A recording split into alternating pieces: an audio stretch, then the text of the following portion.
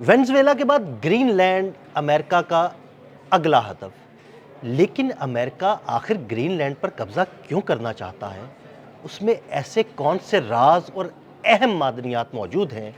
इस बारे में आमिर रज़ा से बात करेंगे और ये भी जानेंगे कि कुछ यूरोपीय ममालिक ने अपने फौजी ग्रीनलैंड भिजवा दिए हैं। क्या कोई बड़ी जंग होने जा रही है? आमिर भाई, अगला हदफ ग्रीनलैंड अमेरिका का, यूरोपीय ममालिक ने अपने फ़ौजी उधर भिजवा दिए हैं। आखिर ग्रीनलैंड पर वो कब्ज़ा क्यों करना चाहता है? क्या कोई तेल की दौलत है, कोई रेयर अर्थ मिनरल्स हैं वहाँ पे, क्या मामला है? देखिए ये एक बहुत बड़ी किता ज़मीन है जो कि बर्फ़ से ढकी हुई है और सबसे नाम इसका ग्रीनलैंड है यानी हाँ, नाम ग्रीनलैंड है और लेकिन वो सफ़ेद है, सारी सफ़ेद। सफ़ेद है। और इसको ग्रीनलैंड इसलिए कहा था, द एरिक द रेड जो था नॉर्वेजियन एक था कोपेमा, या उसको आप कह लें मुहिम, जो ज़्यादा अच्छा लफ्ज़ यही है। उसने ये जगह दरियाफ़्त की थी और उसने इसको ग्रीनलैंड इसलिए कहा था कि लोग यहाँ पर आबाद हों और आकर इसको सरसब्ज़ करें, तो इसने उसी नाम से इसको ग्रीनलैंड कहा गया। इस पर एक बड़ी खूबसूरत फ़िल्म है, अगर आप देखना चाहें तो, अगेंस्ट द आइस, बड़ी प्यारी मूवी है। ये भी ग्रीनलैंड के मुख्तलिफ जगहों पर जो है जो उस वक्त मुहिमजोई होती रही, फिल्माई गई है वहाँ फिल्माई पे। गई है। बड़ी मज़ेदार फ़िल्म है। अच्छा, ये जो इलाका है, ये हमेशा से दुनिया के लिए एक बेआबाद जगह रही। हाँ, इसके कुछ पैचेस पर आबादियाँ हैं, लेकिन बड़ी कम आबादी है वहाँ पे, बहुत वो कम। छोटे छोटे गांव हैं, देहात समझ लें आप। और ये 1962 के करीब, 1962-63 में डेनमार्क ने जो है इस पर कहा कि ये जो है ये इसका इलाका है, इसकी सरहदें मुख्तलिफ ममालिक के साथ मिलती थी। लेकिन डेनमार्क ने जब ये बात कह दी तो वहाँ के रहने वाले लोगों ने भी इसको तस्लीम कर लिया। 1979 में इनको सेल्फ रूल का हक दिया गया, यानी रहेंगे ये डेनमार्क के अंडर ही, लेकिन ये सेल्फ रूल करेंगे, यानी इनकी अपनी पार्लियामेंट जी, होगी, बिल्कुल। अपना वज़ीर आज़म होगा। इसको ज़रा इस तरह से समझ लीजिएगा जैसे आज़ाद कश्मीर है, हाँ जी, बिल्कुल। सेल्फ है वो गवर्नमेंट है वहाँ पाकिस्तान के पे, साथ, लेकिन उनकी अपनी सेल्फ गवर्नमेंट गवर्नमेंट है, है, अपना वज़ीर-ए-आज़म है, लेकिन अपनी उनके लिए पार्लियामेंट कोई है। ऐसा मामला नहीं है। अच्छा, दुनिया क्योंकि मैंने आपको एक पहले व्लॉग में कहा था कि लोग जो है तेल को सूंघते फिरते हैं कि तेल कहाँ कहाँ पर है, उसको निकाल लिया जाए। अब ये वो लैंड है जो अरबों खरबों साल से, जब से ज़मीन बनी है, बर्फ़ से ढकी है। ऐसे ही है। और इसके अंदर कभी जब इर्तिकाई मामलात थे ज़मीन के, तो बहुत सारे ऐसे अवामल इसके अंदर, ज़मीन के अंदर दफन हुए, जिसके ऊपर बर्फ़ पड़ गई, जो कि ना सिर्फ तेल के सबब थे, बल्कि यहाँ पर रेयर अर्थ मिनरल्स भी मौजूद हैं। इसके पहाड़ों के नीचे ऐसे शवाहद मिले हैं कि वहाँ पर कीमती मिनरल्स, जिसकी इस वक्त दुनिया को ज़रूरत है और ख़ासकर अमेरिका को ज़रूरत है, क्योंकि वो चीन का मुहताज है इन रेयर अर्थ मिनरल्स के लिए। इसीलिए वो दुनिया भर में मुख्तलिफ जगह पर उनके तहकीकाती जो लोग हैं वो तहकीक करते रहे हैं, और उनकी तहकीक के मुताबिक ही ग्रीनलैंड वो एरिया है जो अभी तक वर्जन है, कुंवारा, मतलब अनटच्ड है। बिल्कुल। अनटच्ड एक जगह है जिस पर कोई इंसानी जो है चीज़ ने असर नहीं किया।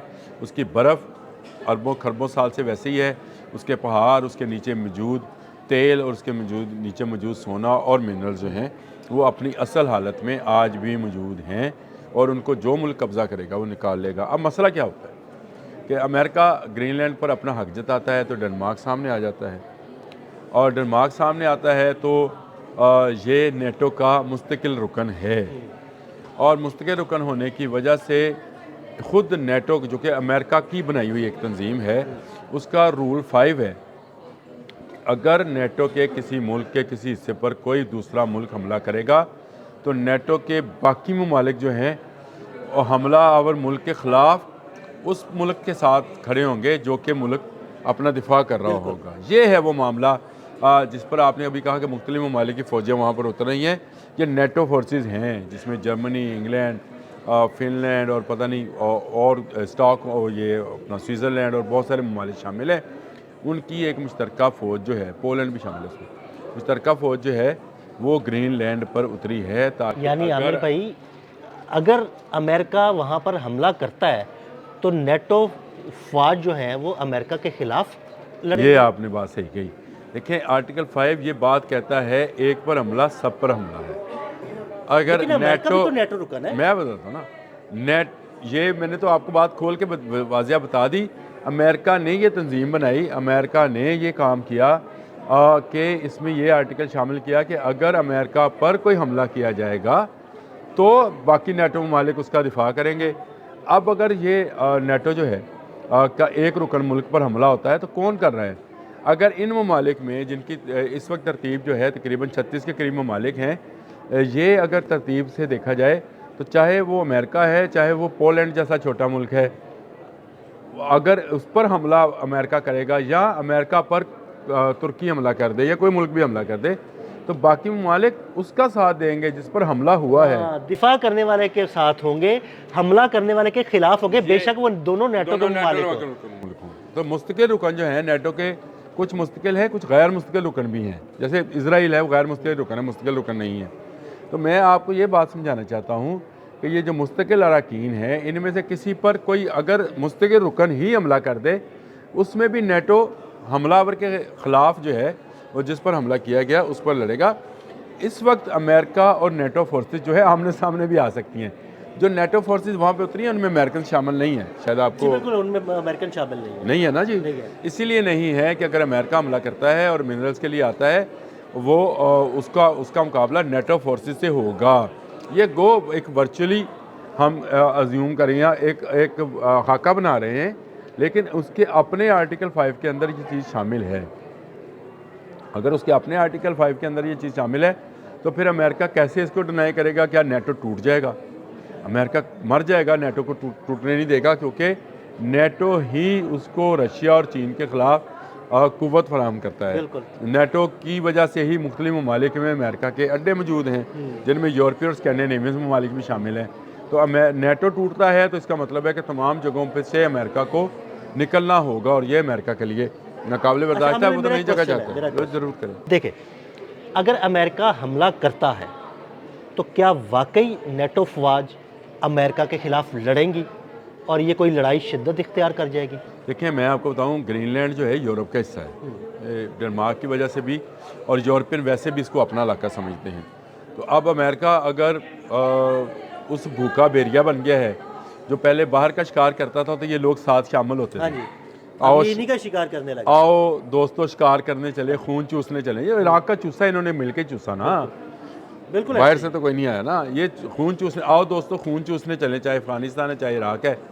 अब ये मामला नहीं होगा, आओ दोस्तों नहीं होगा। अब दोस्त जो हैं उनके ही एक बॉडी पार्ट पर खून चूसने के लिए भेड़िया कूद पड़ा है, तो वो अपने उस बॉडी पार्ट को तो बचाएंगे ना। वो डेनमार्क को बचाएंगे, वो फिनलैंड को बचाएंगे, वो ग्रीनलैंड को बचाएंगे, वो आइसलैंड को बचाएंगे, वो आयरलैंड को बचाएंगे। ये ममालिक के सारे साथ साथ। और अमेरिका ये चाहता है कि ना सिर्फ यहाँ से वो ज़मीन के अंदर दबी दौलत निकाल ले, बल्कि वो यहाँ पर मुस्तकिल ऐसे फौजी अड्डे बनाए जिन पर एटमी मिसाइल नस्ब हों। बिल्कुल आमिर भाई, अगर वो ग्रीनलैंड में आ गया तो यूरोप के बाकी कई ममालिक जो है ना उसके ज़ेरे असर आ जाएंगे, कब्जा करना उसके लिए मुश्किल नहीं होगा। अच्छा, मेरी तो ख्वाहिश है आ जाए, क्योंकि नेटो टूटना चाहिए।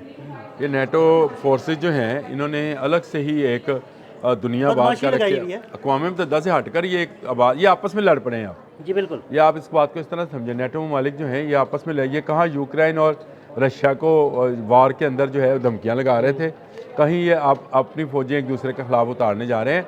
उतारें, हमें कोई इतराज़ नहीं है ना। मेरा ग्रीनलैंड के साथ कोई इस्लामी भाईचारा है, ना अमेरिका के साथ कोई ऐसी दोस्ती है।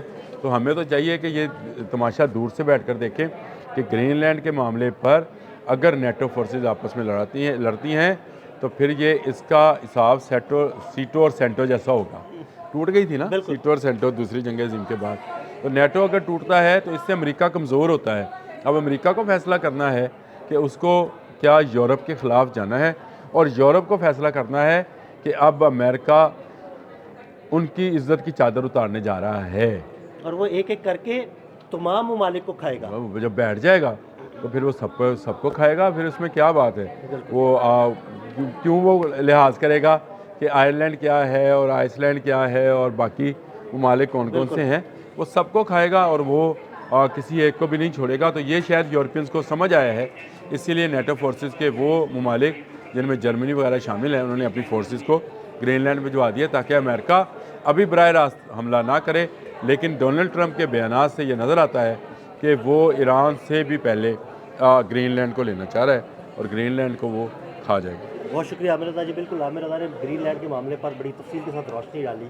अदील अहमद और आमिर रज़ा को इजाज़त दीजिएगा। अल्लाह हाफ़िज़।